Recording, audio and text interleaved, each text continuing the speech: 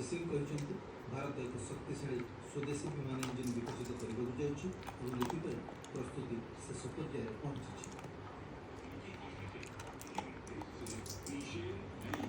Operation सिंदूर के दौरान में यह सबने देखा जब संकल्प, साहस और विज्ञान जब तीनों साथ मिलते हैं तो असंभव भी संभव हो जाता है। ऑपरेशन सिंदूर अगर एक तरफ हमारे सेना के जवानों की वीरता की कहानी है, वहीं दूसरी तरफ आत्मनिर्भर भारत हमारे वैज्ञानिकों और युवाओं के इनोवेशन यानी नवाचार की भी कहानी।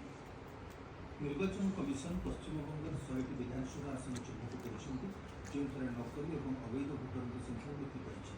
ଏହି କ୍ରମରେ 294ଟି ବିଧାନସଭା ଆସନ ଯାଞ୍ଚ କରାଯାଇଥିବା କୁହାଯାଇଛି। ପଶ୍ଚିମବଙ୍ଗ ମୁଖ୍ୟ ନିର୍ବାଚନ ଅଧିକାରୀଙ୍କଠାରୁ ମିଳିଥିବା ସୂଚନା ଅନୁଯାୟୀ ରାଜ୍ୟରେ ଭୋଟର ତାଲିକାରେ ନକଲି ନାମ ରହିବା ଏବଂ ସେଭଳି ନାମଗୁଡ଼ିକୁ ବାଦ୍ ନଦେବା ଭଳି ଅନେକ ସମସ୍ୟା ରହିଛି। ବିଶେଷ କରି କୁଚବିହାର, ଜଳପାଇଗୁଡ଼ି, ମାଲଦା, ଉତ୍ତର ଦିନାଜପୁର, ମୁର୍ସିଦାବାଦ, ଉତ୍ତର 24 परगना, दक्षिण 24 परगना ସମେତ ସୀମାନ୍ତ ଜିଲ୍ଲାଗୁଡ଼ିକରେ ମୁଖ୍ୟତଃ ନକଲି ଭୋଟରଙ୍କ ସଂଖ୍ୟା ବୃଦ୍ଧି